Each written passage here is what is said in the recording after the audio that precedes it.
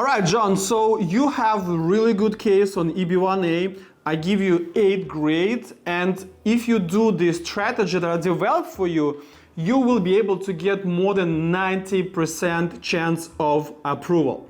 Are you ready to start?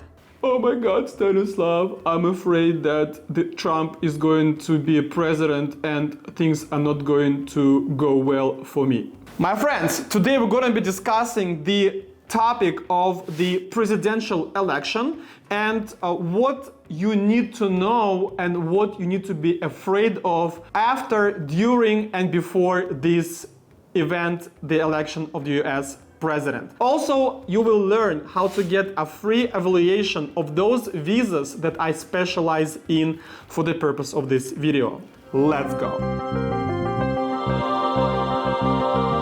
Hello, my dear friends. My name is Stanislav Shamayev. I'm a licensed business immigration and corporate attorney in Miami, Florida. We are discussing the November presidential election and how that is going to affect the immigration laws and the future of your petitions. Let's cover a few important things in this matter. Number one point I want to discuss today, and that point is nothing really global is going to happen, whoever is the president of the US after this election. First of all, the election is in November of 2024, and the president is going to be the president in January of 2025. As you guys know, for things to change in the US, that must be the law. How does a bill or an idea become a law in the US? First of all, the House of Representatives and the Senate of the US must vote 50% or more. Both chambers need to vote on that bill. Once that happens, that bill goes to the desk of the current US president, and that may be signed or vetoed. And if it's signed, then it becomes the law. And usually it takes a little bit in the future, maybe months, maybe even years, for that thing to become the actual law, to be enacted. All right?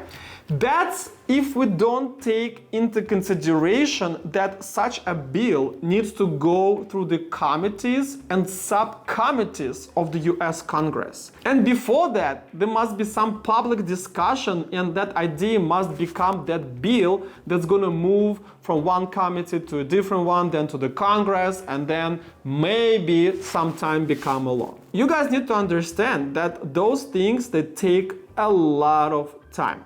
And there's no discussion as to any changes in the future.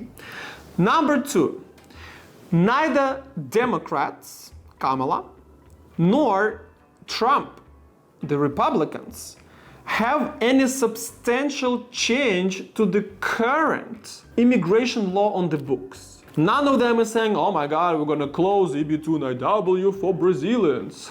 You guys heard about this. Or, oh, we're going to stop accepting EB5 investment.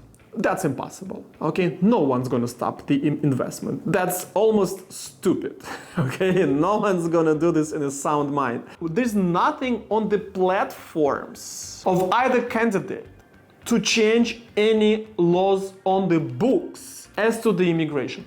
But Stanislav, they're gonna bring the wall and they're gonna deal with the deportations. That's the immigration, so how you deal with it? Okay, guys, let's differentiate the illegal immigration and legal immigration. Those are two different things. And by the way, that's the third point I want to make, that there is this legend or almost myth that Democrats support immigrants and Republicans don't. This is a complete lie. This is absolutely not true. The actual thing that's happening is that Democrats support the illegal immigrants and Republicans don't support illegal immigrants. But both Democrats and Republicans do support legal immigration, which is on the books. Nothing in that extent is going to change. All right? Number 4, and here I'm going to prove it to you that actually Republicans are better for the legal immigrants than the Democrats. And again, this point, because it's a serious statement, I will be able to approve it to you conclusively. And you can fact check me and let me guys know in the comment section if any one of you did that. The US government releases these statistics by year from different agencies. So the statistics of how many visas were filed for each particular year in the past is readily available, and also the number of those petitions approved. Let's take EB-1A, the talent visa, one of the visas that I'm doing in my company with my team. Since 2016 to 2020, that's when Trump was the president-elect. And I don't know the number, but the number is approximately the same year after year, plus minus, taking into consideration the COVID, okay? There was a little bit change. But the number of the petitions pretty much the same, with little deviations.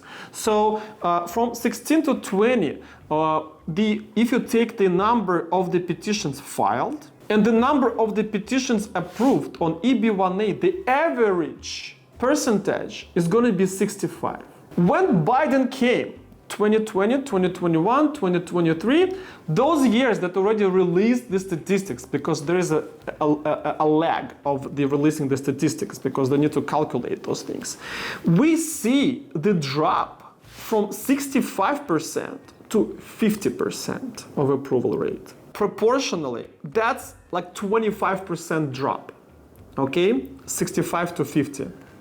If you count from 100, yes, it's 15% less. But if you compare it 50 to 65, that's about 15% is about 25, maybe even 30% drop in the approval rates.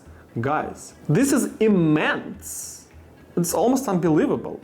So you cannot tell me, Stanislav, that's the statistical, error, and it can happen with in any system. No, not gonna happen in any system. Okay, maybe there are systems that could happen suddenly with only one change. Who is in the White House? So don't tell me that. That's not gonna fly.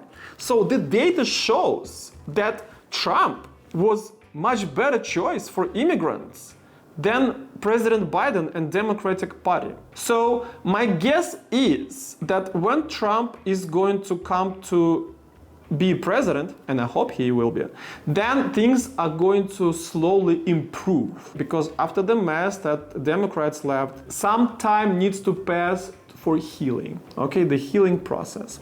All right, and by the way, guys, since we're talking about EB-1A, but also we can discuss the EB-2 and IW, national interest waiver, the business and investors visas, L1, E2, EB-5, also EB-1C. You can get the free evaluation for those visas. How to do this? All the links are below this video, and you can find the talent visa form, the NIW, and business and investment visas. So do one or all of them, and within 2 days, once you finish with them, I'll get back to you with a free analysis of your case and explain which visa is good for you, which has more potential than others. And if I see the potential, I will invite you to the complex immigration planning, where I will build the written strategy for your case, and then all you need to do is to start your case with my team. Now, let's discuss one last but very important topic, I think. Whatever you guys think. If you think Trump is going to be bad, if you think Kamala is going to be bad, doesn't really matter. So whoever is bad for you becomes the president.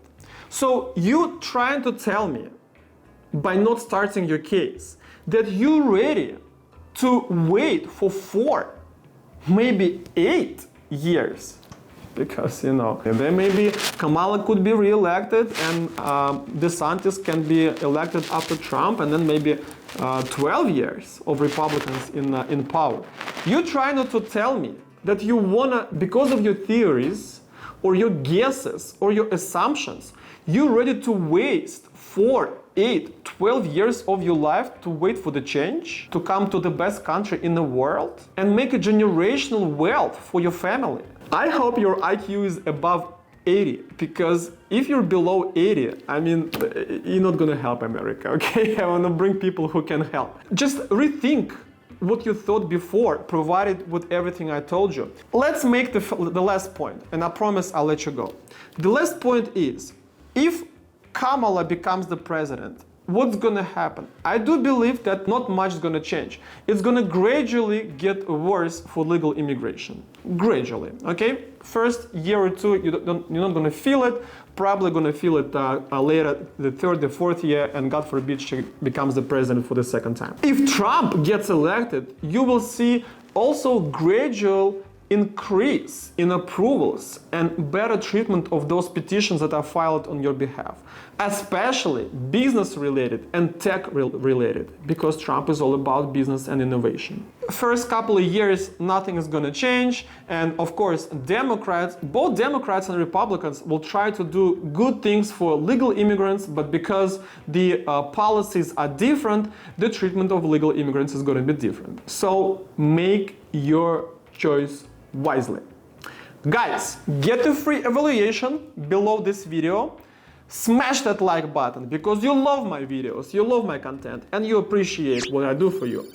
Subscribe to a YouTube channel. I have also Telegram, Instagram, TikTok, and other platforms where you can get the freshest, best updates in this industry, especially related to talent, national interest waiver, and business and investor visas. My name is Stanislav Shamayev. I'm a lawyer of the future. Your future begins here. Good luck.